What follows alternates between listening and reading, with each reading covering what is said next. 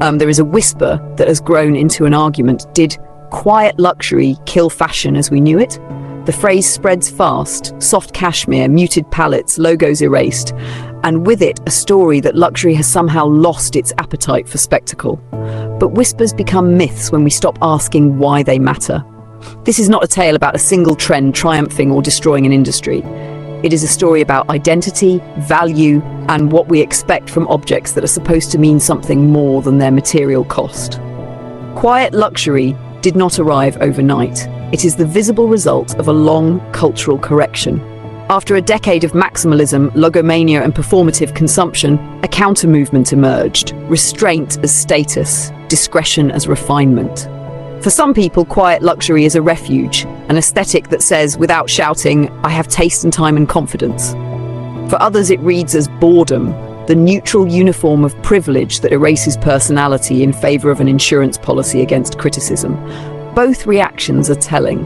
They reveal not the death of fashion, but a shift in the conversation about what fashion should do for us.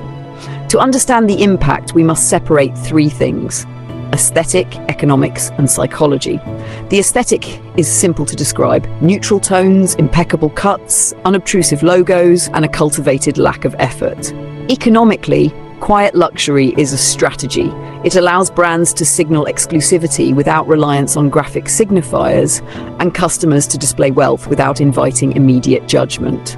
Psychologically, quiet luxury plays with our deepest insecurities and aspirations: the desire to belong to a class that values refinement, the wish to be seen as tasteful rather than flashy. But does that equal killing fashion? No. Fashion has always been multiple things at once. It is spectacle and utility, rebellion and ritual, commerce and art. Quiet luxury is one dialect within a larger language. The panic that follows, the claim that quiet luxury killed fashion, often comes from conflating pluralism with erasure. When a dominant image circulates on social feeds and in glossy spreads, it can feel monolithic. Yet under the surface, fashion keeps evolving. New designers experiment with the opposite of restraint. Streetwear continues to reshape codes, and young creatives invent hybrid languages that mix the maximal and the quiet. The first real consequence of quiet luxury is cultural. It redistributed taste. For decades, visibility equaled value. Logos, collaborations, and celebrity placements were the fastest route to desirability. Quiet luxury returned attention to craft and proportion. People began to ask, does this garment hold up? Will it flatter over years? Who made it? The result is a more discerning buyer, not necessarily more conservative, but more demanding of coherence between price and product. That is not the death of fashion, it is a maturation of its audience. This shift has strategic consequences for houses. Brands that built their identity on boldness and constant spectacle find themselves at a crossroads: double down on their disruptive instincts or reinterpret their codes through a lens of permanence.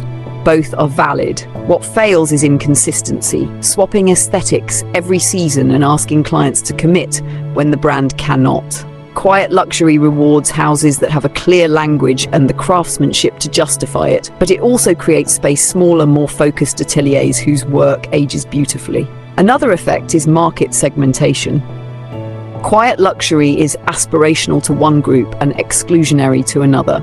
For older, established clients, it reaffirms values they have long treasured: discretion, legacy, and the pleasurable ritual of ownership.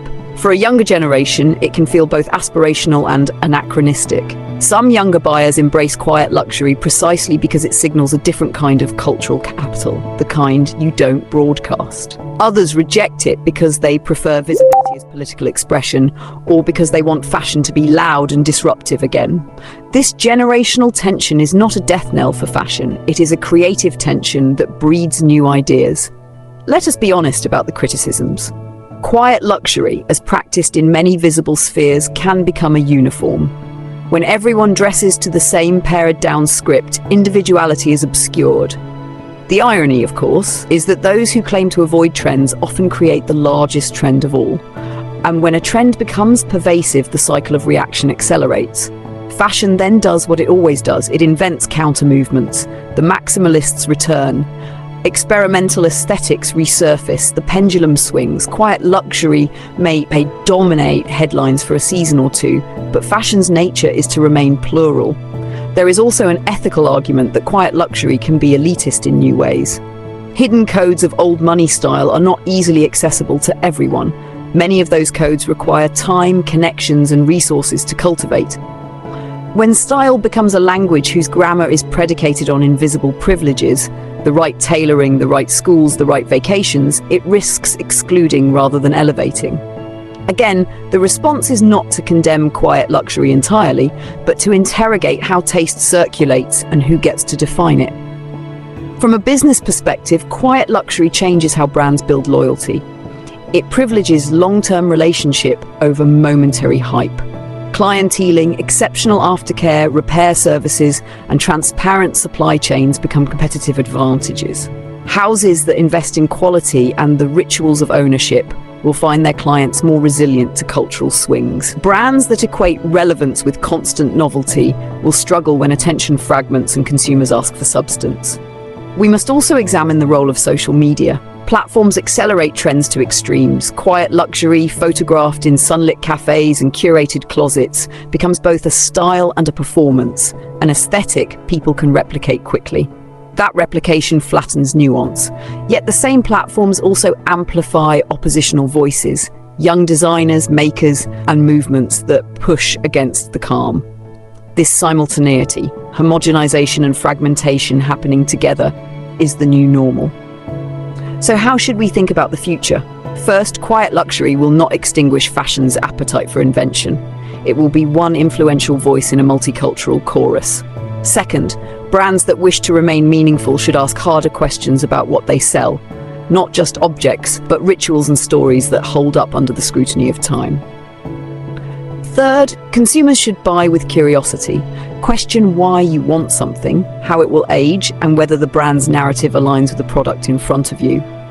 If there is a lesson in the quiet luxury moment, it is this: fashion survives when it responds honestly to both desire and responsibility. Trends rise and fall, but craftsmanship, coherence, and authenticity are durable currencies.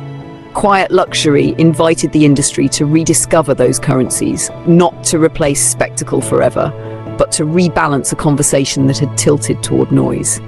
In the end, fashion's vitality lies in its contradictions. The same runway that showcases whispering silks also stages impossible theatrical inventions. Luxury will not be killed by quiet elegance. It will be reshaped by our insistence that what we buy be worth more than the logo stitched inside. The real question is not whether quiet luxury wins or loses. The real question is what we will demand next. More honesty, smarter investment, and a style that tells our story without pretending it is the only story. Tell us where you stand. Did quiet luxury make you fall back in love with slow, considered looking? Or do you miss the thrill of spectacle? We read every comment and we will build the next conversation from what you actually care about.